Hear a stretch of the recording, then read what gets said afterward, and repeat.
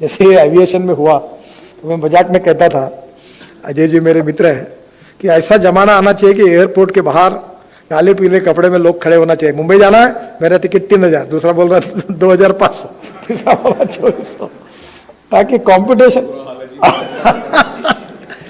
More competition more benefit to the consumer. तो धीरे धीरे सब क्षेत्र में जितना भी हमारे यहाँ रोड में ऐसा ही हुआ। आप जो कह रहे हैं वो कॉन्ट्रैक्टर भी यही कह रहे हैं, क्योंकि कॉन्ट्रैक्टर तो मोनोपोली चाहते हैं। और मैंने अब निर्णय किया कि नहीं, मोनोपोली नहीं होगी। 5 स्टार होटल में चाय पानी करके कार्टेल करके बैठ जाए, तू एक ले तू एक ले, धंधा नहीं होगा अभी। तो मैंने मजाक में कहा था कि ऐसी स्थिति आनी चाहिए कि कपड़े फटने चाहिए, इतनी झगड़ा होना चाहिए। तो अभी वो हो गया कि 25-25 लोग आ रहे, 30-30 टक्के बिलो जा रहे, वो भी स्थिति अच्छी नहीं थी। फिर मैंने अभी कुछ कंडीशन उसमें जो रिलैक्स की थी वो रोक दी। पर एक बात है कि कंपटीशन होनी चाहिए, कॉस्ट ऑफ कंस्ट्रक्शन अच्छी होनी चाहिए, कम होना चाहिए, और क्वालिटी ऑफ कंस्ट्रक्शन इंप्रूव होनी चाहिए। अभी मैं बता रहा था कि स्टील और सीमेंट की कीमतें बढ़ी है और इंडस्ट्री रियली प्रॉब्लम फेस करी है। तो मैं सोचता हूँ अल्टरनेटिव ढूंढना चाहिए। 2-3 अल्टरनेटिव आए, जिसमें और एक बात के लिए आप आगे जाइए, जैसे आपने टनल के इंटरेस्ट लिया था, वो है प्रीकास्ट। मैंने फाइल पर साइन कर दी है और हम चाहते कि प्रीकास्ट के लिए काफ़ी इंकरेजमेंट करें, काफ़ी पॉलिसी बनी है, आई है अभी। तो ये मैं अभी पूना गया था, तो मलेशियन टेक्नोलॉजी के साथ उन्होंने ये फैक्ट्री डाली है। तो फैक्ट्री में जब गया, इतनी क्वालिटी अच्छी थी उसकी कि मुझे इतनी खुशी हुई। उन्होंने कहा कि मैं 1 साल के लिए बुक हो गया, अब सब लोग उनसे ले रहे हैं।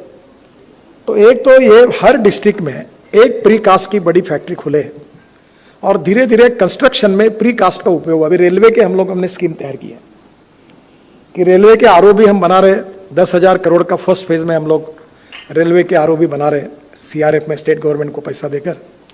और मैंडेटरी जो 1 लाख पीसीओ के ऊपर रेलवे को बनाया, तो हम कह रहे कि एक ही डिस्ट्रिक्ट में 10-10, 15-15 का पैकेज खोलेंगे और पैटर्न डिजाइन बनाएंगे, 2 लेन रेलवे, 4 लेन रेलवे, 6 लेन रेलवे। तो प्रीकास्ट का हो जाएगा, तो कॉस्ट 30% कम हो जाएगी। मैं तो स्टील और सीमेंट का कोई विरोधी नहीं हूं, पर ये जमीन पर उसी समय चलेंगे जब इनके लिए अल्टरनेटिव पैदा होंगे। नहीं तो जो मार्केट में वर्ल्ड में कीमतें बढ़ेगी, यहाँ बढ़ेगी, और अभी तो दुगनी कॉस्ट हो गई है। कॉन्ट्रैक्टर ने काम ले लिया है, there is a crucial problem. तो अभी ये ग्लास फाइबर का अभी अंतिम इसमें है, ये वजन में भी हल्का है और सब रिपोर्ट इसके अच्छे आ गए हैं। हैदराबाद आईआईटी का, रवि सिन्हा जी के मुंबई आईआईटी का, और मैंने कल ही सेक्रेटरी को कहा कि ये इसको अलाउ करो। तो ये करने से क्या होगा कि ये 30% स्टील प्राइस में सस्ता है, ग्लास फाइबर स्टील, तो ग्लास फाइबर का है। तो मुझे लगता है ये इस प्रकार के अल्टरनेटिव को आप अपनाओ। अभी ये एग्रीगेट का प्रॉब्लम है कुछ स्टेट में। आज ही सुबह मुझे पास कॉन्ट्रैक्टर आए थे, उनको 5 पैकेज मिले दिल्ली कटरा में। तो मैंने सेक्रेटरी और हमारे मनोज कुमार जी को कहा कि वो बोले सॉइल स्टेबलाइज करके हम लोग करते हैं, तो मैंने तुरंत परमिशन दो। और इसके कारण कॉस्ट ऑफ कंस्ट्रक्शन भी कम होगी, क्वालिटी भी सुधरेगी। जूट और हमारा कॉयर, इसको भी यूज करने के बारे में मैं बहुत आग्रही हूँ, ताकि इसका फायदा हमारे गरीब लोगों को मिलेगा और उसके कारण भी काफ़ी रोड का लाइफ बढ़ता है। ये जो हमारे यहाँ डिपेंडेंट इंजीनियर होते हैं, डिपेंडेंट नहीं, इंडिपेंडेंट इंजीनियर, मैंने उनका नाम डिपेंडेंट रखा क्योंकि वो अधिकारियों के चेहरे के तरफ निर्णय करते हैं।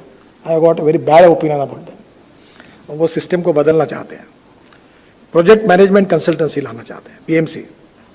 तो हम लोग चाहते हैं कि अब नई नई टेक्नोलॉजी को स्वीकार करो, क्योंकि डिफेक्ट लायबिलिटी पीरियड है, वो आप अगर एक्सेप्ट करके प्रयोग करते हो तो करना चाहिए। मुझे बहुत खुशी हुई, आप भी कभी जाइए। और कभी कभी एक करना है कि आम के आम गुठली के दाम भी ढूंढना चाहिए। अब वो टनल से जो मटेरियल निकलता है, मैंने जम्मू कश्मीर और लद्दाख ले दोनों के एलजी को कहा है कि हमें जगह दे दो, पड़ी है वहाँ। वो जगह तैयार होकर वो सब डंप वहाँ डालेंगे और वहाँ के लोगों को रोजगार मिले। ये स्विट्जरलैंड से भी, हमारे जो डावोस था उससे भी अच्छी जगह है। मैं भी जाके आया हूँ, गुलमर्ग, बाद में सोनबर्ग, और कारगिल के नीचे इतना सुंदर है। तो मैं उसको एडवेंचर स्पोर्ट्स में डेवलप करना चाहता हूँ। तो वहाँ रोजगार निर्माण होगा, गरीबी बहुत है। हमने एक 8 लेन टनल बनाई है, एलएनटी बना रही है दिल्ली मुंबई हाईवे पर। तो फॉरेस्ट अंडरपास है वो, तो नीचे में जाएंगे आप और ऊपर में जानवर और पहाड़ी होगी। हाँ हाँ, एनिमल ओवरपास बना है, बहुत सुंदर है। मैं भी गया था वहाँ, L&T काम कर रही है दिल्ली मुंबई हाईवे पर। तो वहाँ एक प्रदर्शन में चित्र रखा था कि गाड़ी में फैमिली जा रही और बच्चा अपनी माँ को बता रहा है देखो टाइगर ऊपर बैठे। तो ये जितना अच्छा का, अभी हमने नागपुर जबलपुर रोड पर बहुत अच्छा टाइगर के लिए किया। आप रोड पर टाइगर नीचे से जाते हैं। तो वाइल्ड लाइफ को भी प्रोटेक्ट करना है, इकोलॉजी एंड इन्वायरमेंट को भी प्रोटेक्ट करना है। अभी हम बेल्जियम में गया था, तो रॉटरडैम और बेल्जियम के बीच में वो इसमें नीच में बनाई थी, तो मैंने वो देखी थी। तो नेचुरली अब गंगा पर इतने बड़े बड़े ब्रिजेस बना रहे हैं, ब्रह्मपुत्रा पे बना रहे हैं। तो मुझे लगता है कि इमेंस टनल को भी आपने रिसर्च में लेना चाहिए। मैं एक्सपर्ट नहीं हूँ, पर ये मुझे लगता है ये कॉस्ट कम हो सकती है ब्रिजेस की।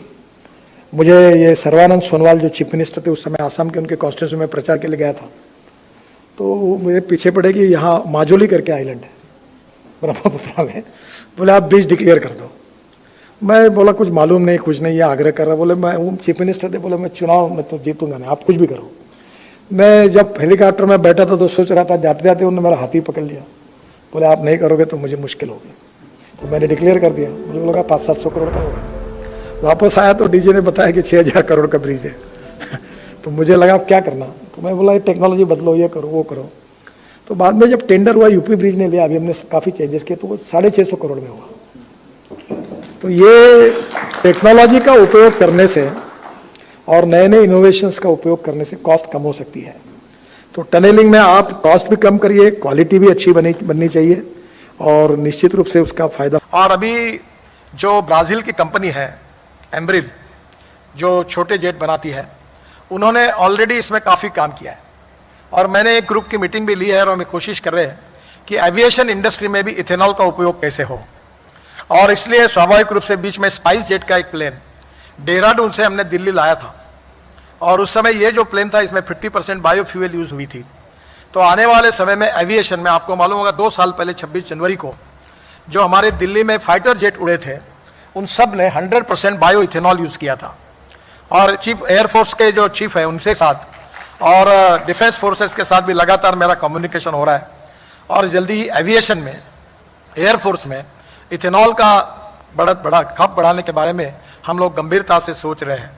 मुझे लगता है कि 4 लाख टेलीकॉम मोबाइल टावर्स जो है, इन टावर्स के लिए अगर हम इथेनॉल यूज़ करेंगे तो और ज़्यादा इसकी खपत बढ़ेगी।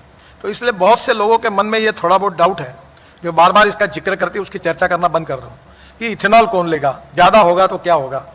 मुझे ये जो चर्चा है ये निरर्थक है। मैं जब इलेक्ट्रिक व्हीकल की बात करता था तब लोग यही बोलते थे चार्जिंग स्टेशन नहीं है।